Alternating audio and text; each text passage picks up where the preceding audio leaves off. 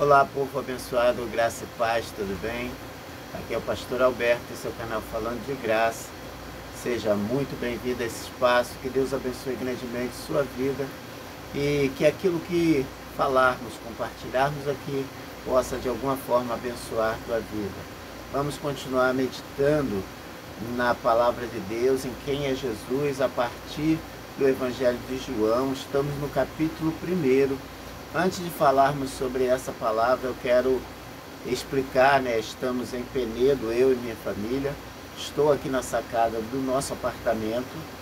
Os barulhos que você vai ouvir aí são de ar-condicionado do meu apartamento, do apartamento vizinho, e também passa um rio aqui ao lado da propriedade. Então, esse barulho que vai estar junto com o vídeo aí são essas coisas, tá?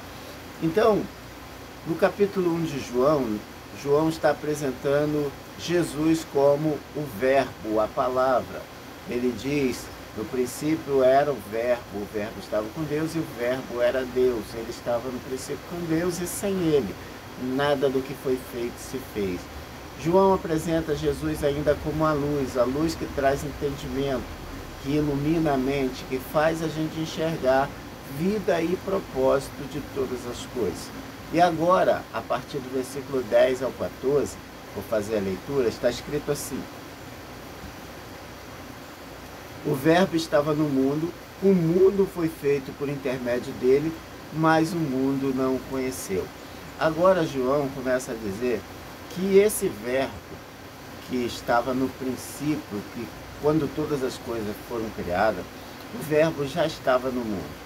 Ou seja, a palavra de Deus já estava no mundo desde sempre, desde o início, desde que todas as coisas foram criadas. Ainda não havia se manifestado ou se tornado carne como aconteceu na plenitude dos tempos. Então, esse Verbo já estava no mundo. João agora diz que o mundo foi feito por intermédio dele, ou seja, confirmando aquela palavra dos versículos anteriores, todas as coisas vieram a existir por causa da palavra. Se nós observarmos a criação, nós vamos olhar que Deus, quando criou todas as coisas, ele criou a partir da palavra. Haja luz, haja terra, haja trevas, haja. Todas as coisas que foram criadas, ele produziu, criou a partir da palavra, e a palavra é o próprio Jesus. Então nós podemos também pensar uma coisa maravilhosa. Todas as coisas que foram criadas têm como elemento fundamental da sua criação, é como se fosse um DNA, de todas as coisas criadas. Se você conseguisse decifrar o DNA de todas as coisas criadas, você ia ver uma marca comum entre elas. Essa marca é o Verbo criador, a palavra, o agente criador de todas as coisas. E é o que João diz aqui: o mundo foi feito por intermédio dele, mas o mundo não o conheceu. Agora ele diz outra coisa: apesar do mundo ter sido feito por ele, o mundo não o conheceu. De que forma não o conheceu? Não sabendo quem ele é. E principalmente, não entendendo de fato quem ele é, qual é a sua conexão, com todas as coisas criadas. O ser humano mesmo não entendeu, muitos ainda não entenderam a sua necessidade de conectar-se com o Criador de todas as coisas, que é Jesus, para que tenham vida.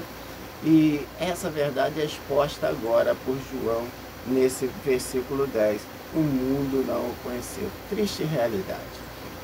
Versículo 11, ele diz: veio para o que era seu e os seus não o receberam. Agora falando sobre o povo judeu.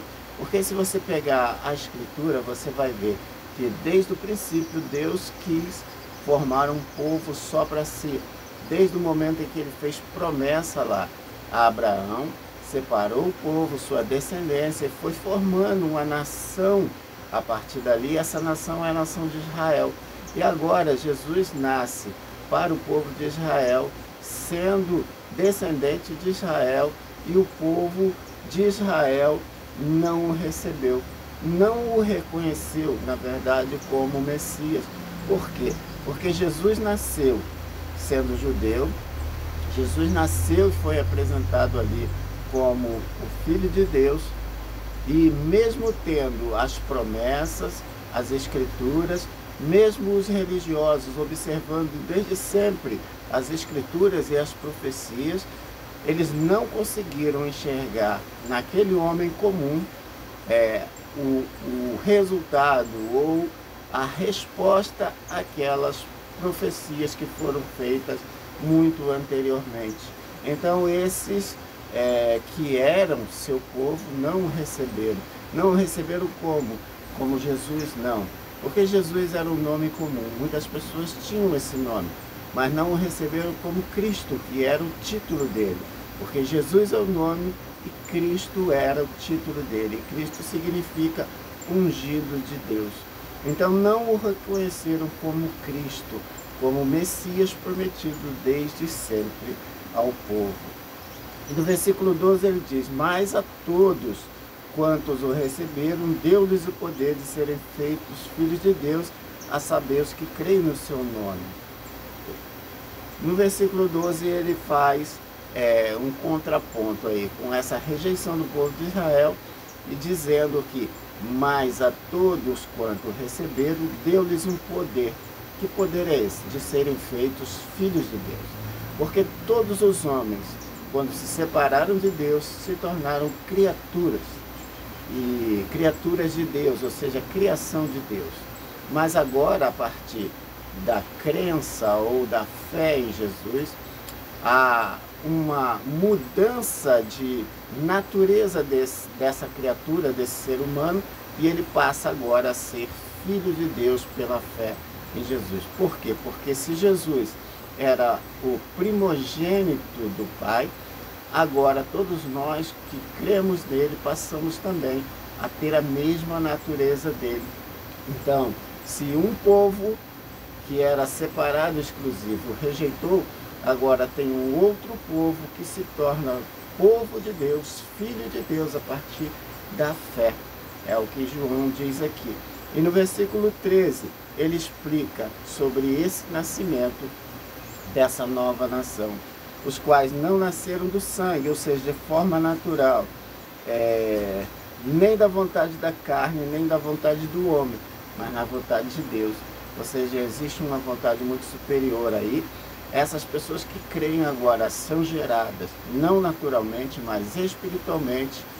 O Espírito de Deus agora, em Jesus, aviva, ativa o nosso espírito, faz nascer novamente o nosso espírito, ou ressuscitar o nosso espírito, de forma que tenhamos comunhão com o Pai e passemos a ser não somente filhos, mas povo exclusivo, que é o que Pedro diz lá em 1 Pedro 2,9, quando ele diz: vós sois a geração eleita, a nação escolhida, povo santo, sacerdócio real, descrevendo as características de nós que cremos no Senhor.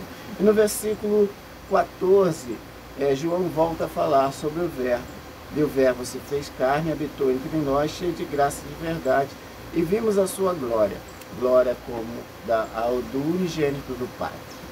Então, se até então a palavra estava no mundo apenas como a palavra, o Verbo, agora, no nascimento de Jesus, ou na manifestação de Jesus,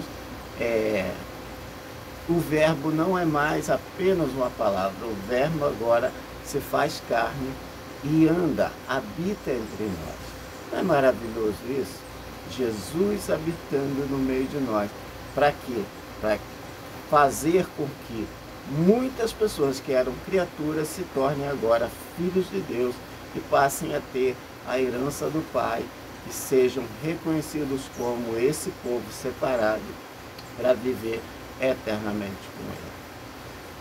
Vamos continuar meditando em outras oportunidades, mas por hoje ficamos aqui. Espero que essa palavra abençoe sua vida. Espero que você medite nela, que o Espírito Santo comece a transmitir para você essas verdades, que você creia com muito mais força nesse Jesus que é o nosso Salvador. Se você já creu no Senhor e já é filho de Deus, fortaleça mais a tua fé. Medite cada vez mais nessa palavra. Olhe a contemplação para o verbo vivo. Você olhar e contemplar o verbo vivo que é o Senhor, faz com que Ele cada vez mais se torne poderoso e glorioso na tua própria vida. Porque o verbo se fez carne, habitou entre nós e vimos a sua glória como a glória do unigênito do Pai. E nós somos como espelhos ou como a lua refletindo essa glória nas nossas próprias vidas. Eu desejo a você um dia abençoado. Fica na paz, se Deus permitir, nos vemos novamente em breve.